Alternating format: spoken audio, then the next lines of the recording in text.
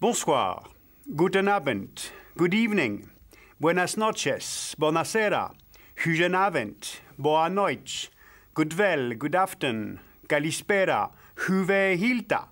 Voilà donc comment, en bon européen, je pourrais vous souhaiter le bonsoir dans les 11 langues officielles de l'Union européenne. La semaine dernière, je vous ai raconté l'histoire de ces langues qui ont tellement façonné nos identités d'Européens. Cette semaine, je vais essayer de comprendre comment fonctionne cette Union européenne avec ses 11 langues officielles, donc avantages et inconvénients du plurilinguisme démocratique. Voici l'Union européenne et ses 15 États membres. 11 langues sont reconnues comme langues officielles et langues de travail de l'Union, soit du nord au sud, le finnois, langue officielle seulement en Finlande, le suédois, langue officielle en Suède et en Finlande, le danois au Danemark, le néerlandais, langue officielle des Pays-Bas et de la Belgique, l'allemand, qui est langue officielle en Allemagne, en Autriche, au Luxembourg, en Belgique, l'anglais au Royaume-Uni et en Irlande, le français en France, en Belgique, au Luxembourg, l'espagnol en Espagne, le portugais au Portugal, l'italien en Italie et le grec, langue officielle de la Grèce. On a donc une grande diversité linguistique et c'est d'ailleurs ce qu'ont voulu au départ les 6 membres fondateurs de l'Europe unie. Chaque État membre devait être traité sur un total pied d'égalité pour respecter la liberté d'expression, mais aussi l'identité culturelle. Sauf qu'avec chaque nouvelle adhésion, cet excellent principe de départ a conduit à accepter à chaque fois une nouvelle langue officielle. On passe ainsi de 4 langues de travail en 1958, français, italien, néerlandais, allemand, à 11 langues depuis 1995. Alors concrètement, cela signifie que tout texte officiel ou toute législation communautaire doit être traduit dans les 11 langues officielles de l'Union. Par exemple, pour une réunion de travail avec les 11 langues en présence, cela implique de traduire simultanément 110 combinaisons linguistiques. Par exemple, du français vers 10 autres langues, ou bien de l'allemand vers 10 autres langues, et ainsi de suite. D'où ce nombre considérable de traducteurs et d'interprètes, environ 20% des 16 000 fonctionnaires de la Commission européenne. Alors dans la pratique, les choses sont un petit peu plus simples. À la Cour de justice des communautés européennes, à Luxembourg, les juges délibèrent et rendent leurs décisions uniquement en français, et c'est seulement les arrêts rendus qui sont alors traduits dans les 10 autres langues. À la Commission de Bruxelles, les langues de travail des commissaires sont le français, l'allemand et l'anglais. Sauf qu'en réalité, c'est le français et l'anglais qui sont le plus utilisés. D'abord parce qu'historiquement, 3 des 6 membres fondateurs de l'Europe en 1957 étaient francophones, la France, la Belgique, le Luxembourg. Ensuite, les institutions de l'Europe sont principalement situées dans des villes francophones, Bruxelles pour la Commission, Strasbourg pour le Parlement, Luxembourg pour la Cour de justice. Et depuis le dernier élargissement, l'anglais, qui est une langue internationale par excellence, est de plus en plus utilisé au sein des institutions de l'Europe. Pour la plupart des fonctionnaires européens, donc l'anglais et le français servent de langue véhiculaire. Alors évidemment, tout cela ne plaît pas beaucoup aux Allemands, qui ne comprennent pas bien pourquoi leur langue est si peu utilisée comme langue de travail.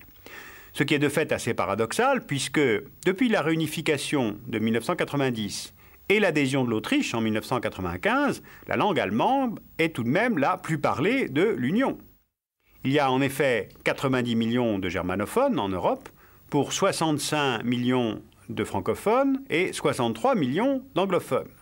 Ce qui fait qu'au total, sur près de 380 millions d'Européens, 24% parlent l'allemand.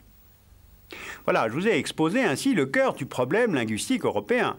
Est-ce qu'il faut favoriser l'utilisation de 2 ou 3 langues plus répandues pour simplifier le fonctionnement de cette union? Ou bien est-ce qu'il faut garder les principes de base et poursuivre le modèle plus égalitaire du multilinguisme? Et cette question sera d'autant plus d'actualité que l'Union s'apprête, je vous le rappelle, à accueillir d'autres membres. 13 États européens sont aujourd'hui candidats à l'adhésion.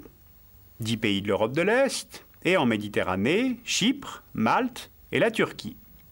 Eh bien, l'adhésion de ces 13 États ajouterait donc aux 11 langues officielles actuelles 12 autres langues officielles.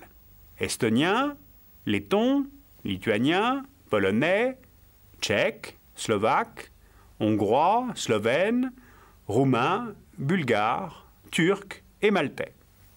Donc avec 23 langues officielles de travail, comment les institutions européennes pourraient-elles travailler?